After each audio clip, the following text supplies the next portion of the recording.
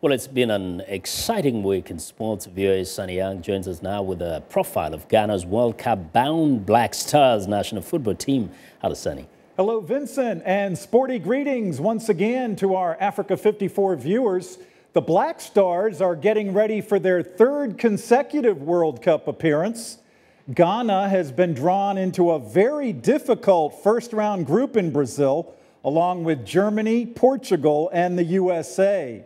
Head coach James Kwesi Appiah is confident about his team's preparations. When it comes to such competitions, the most important thing is how you prepare, before the competition. And we started preparing immediately after the World Cup draw. And at the moment, all the off-field, preparations has been done. We're starting our training today, and hopefully, by the time we get to Brazil, we'll be in top shape. Support for the Black Stars is building momentum, and Ghanaian fans have high hopes for the team in Brazil. Prince Annang, a Ghanaian sports journalist, watched the team train in Accra. He says the Black Stars have matured since the last World Cup in South Africa. The team has grown from what we saw in 2010. I mean, 4 years on, we've got a couple of new faces in the team now that is blending and gelling with the old players. Again, the expectations of especially Ghanaians will be that the Black Stars should go beyond the quarter-final stage that they got to in 2010.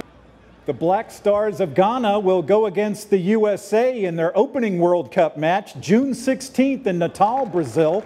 Then they'll play Germany June 21st in Fortaleza, Brazil, before wrapping up group play against Portugal June 26th in Brasilia.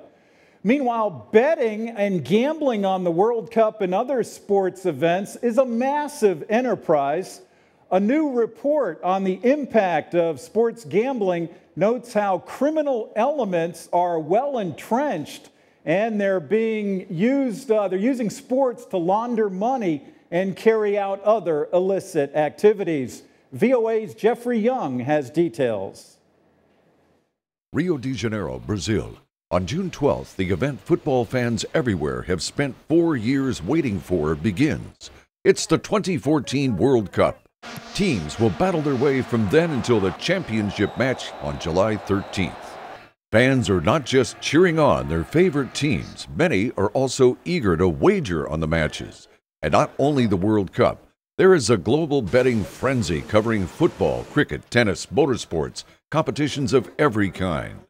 A just-released report from the International Center for Sports Security in Qatar and the Sorbonne in Paris quantifies the global gambling action.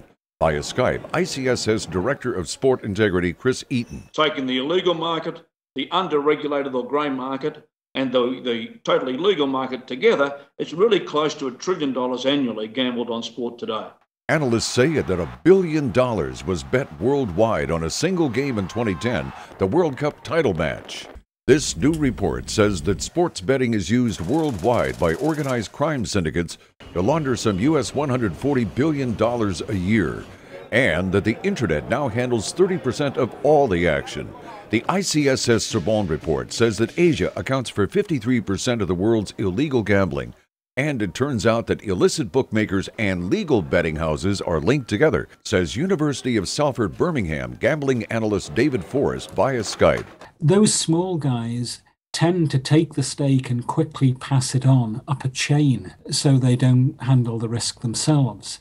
And at the top of this chain lie legal bookmakers who are registered in the Philippines, the 5 biggest bookmakers in the world. Illegal gambling has taken on some of the risk management practices of Wall Street, where hedge fund traders may take positions both for and against a particular stock or security to help ensure that they win regardless of the outcome. Via Skype, University of South Florida gambling analyst Richard Borghese.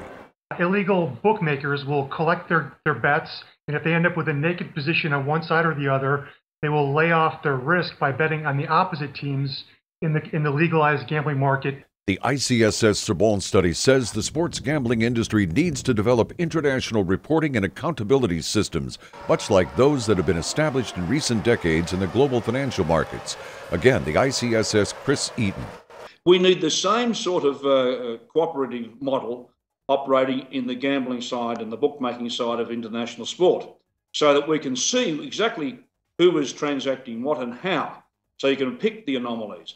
In sports, there are always winners and there are losers. Regardless of the outcome of the game, there was always money, big money, going into someone's pocket. Jeffrey Young, VOA News. Thanks, Jeffrey. I'm Sonny Young, and that's the Sonny Side of Sports. Vincent? And thank you very much, Sonny. And that's all we have today. Thanks for watching. Good night.